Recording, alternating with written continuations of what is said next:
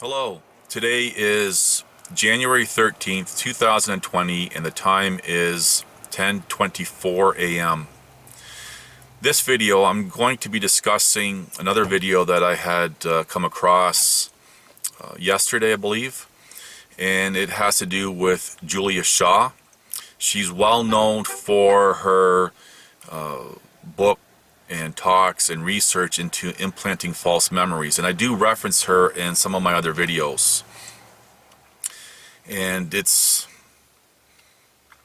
an interesting topic in how it impacts not only the judicial system. For example, she talks about how easy it is to convince people they committed a crime, but to expand on that, how easy it is for people to convince themselves or each other that someone committed a crime, or other areas of society.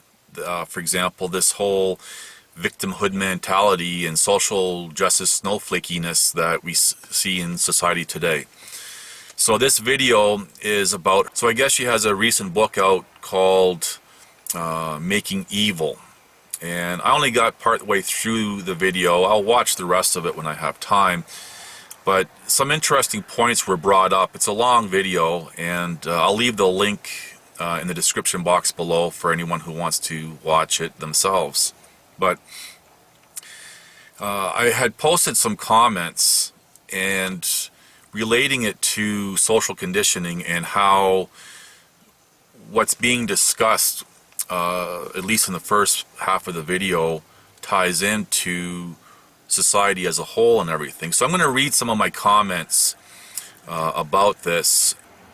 So the comment that I had posted, and there's some reply comments that I'm going to be getting to, but the comment that I posted reads, "The set applies to those in authority who convince themselves and each other someone is guilty. The same can be said about anyone on anything in society. More than 50% of people convicted of any crime are innocent. There are precedents in law that allow innocent people to plead guilty. The few cases of wrongful convictions we hear about are but the tip of the iceberg. We hear about those bigger cases because they impact people's emotions. There are countless of smaller cases daily we never hear about, which people don't care about because they are not sensational. These wrongful convictions of larger cases are based on lowercase precedents, eventually creating precedents as case law from higher courts. Law has become like theoretical mathematics, neither of which have a basis in reality. But how is this insanity possible? We are in the late stage of the last stage of civilization, the age of decadence, again. We repeat the cycles of civilization because history is forgotten, either by chance or design. This can greatly be expanded on.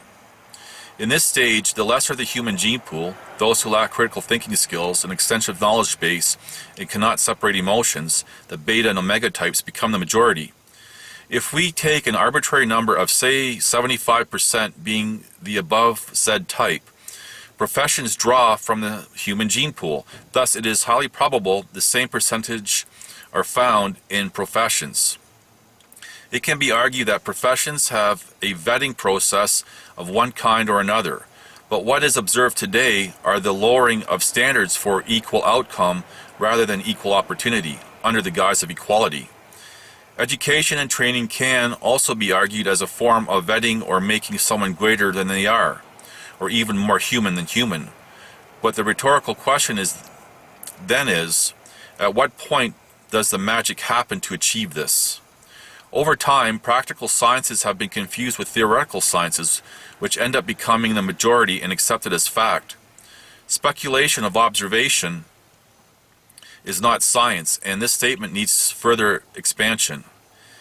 From this, the rise of theoretical pseudosciences like the liberal arts of psychology become accepted as a standard. Look up the Rosenhan experiment for more on this. All wrongful convictions have people making assumptions while profiling someone, which has weight with the courts. After convicted, the person is then subjected to alleged psychological treatment. As they keep proclaiming their innocence and or refuse to accept responsibility from the perspective of the so-called doctor, They are deemed not well or rehabilitated. Very few convicted survive as they break over time against an army of professionals with agendas and delusions. We never hear about the most of the time they are wrong, but only the few times they are obviously right. And then I just go on to expand about briefing my career history. So I have these first-hand experiences to my knowledge base. Now, somebody had posted a comment, and I'm going to read their comment, and I'll read my reply afterwards. This is an evil idea, that evil is only subjective. And then they make a comment about Julia Shaw being cute. My reply to that was, your comment reminded me of the Star Wars movie as one example with how society is socially conditioned. Set aside the visuals and biases. The Empire tries to maintain order and peace. The stormtroopers are seen even doing traffic control. They are organized and disciplined. They appear successful with infrastructures, etc., with long-term goals. They have survived and prospered, yet are portrayed as evil. The rebels, on the other hand, want to disrupt the established order and peace. They have the criminal elements as part of them, to include terrorist acts. They are not organized or disciplined. They are not successful and build nothing, offering no long-term plans if when they win. They are not really surviving and are not prospering, yet they are portrayed as good. The only real argument for the portrayals are the destruction of planets by the Empire. But one must consider, why was it done? Were alternative options offered prior? How quickly was the decision made? What was achieved? Was the act in defense, etc.? Now imagine if the rebels did not exist. Aside from the movies being boring for those who enjoy conflict, wouldn't everything just carry on peacefully, rhetorically asked? The rebels don't want order, they want freedom, and from their perspective, restrictions are evil. Even when the restrictions are actually discipline. Rejecting from discipline comes freedom. All the characters in the movies, to include the background ones, seem to have been doing whatever they wanted to. No? And the rebels think they can do better. As in today's world, everyone cries out the want for freedom, but freedom to do what exactly? Anything, rhetorically asked? Anything is chaos. It is divisions. It is the end. Another comment somebody had made had to do with, they were recommending a book. And it, one sentence here, I'm going to quote, it digs down to a very deep philosophical conception of evil. And I go on to say, in my reply comment, philosophy complicates the uncomplicated while having no basis in reality, as nothing can be proven either way. It is a liberal art. This is why many are attracted to such and such discussions, because no one is wrong under the guise of equality.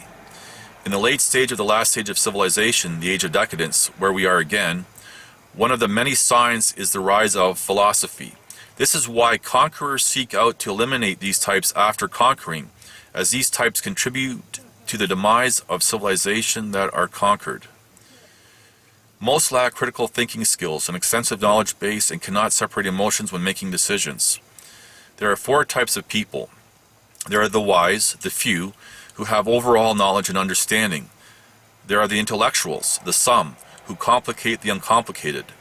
There are the educated, the many, who are indoctrined. Then there are the rest, the most, who do not understand the above said. The wise tend to want to be left alone. The intellectual and the educated wish to be the wise, thus resentment of them. The rest simply carry on obliviously. So, using the comments that I've read out, it's just a very quick critique of the video with Julia Shaw, and based on her book called Making Evil. So, I recommend anyone look her up and see what she has to say, and it's interesting. It's nothing new, what she talks about. She's just made it more known, I guess. So anyway, for what it's worth, please like, subscribe, comment, and share.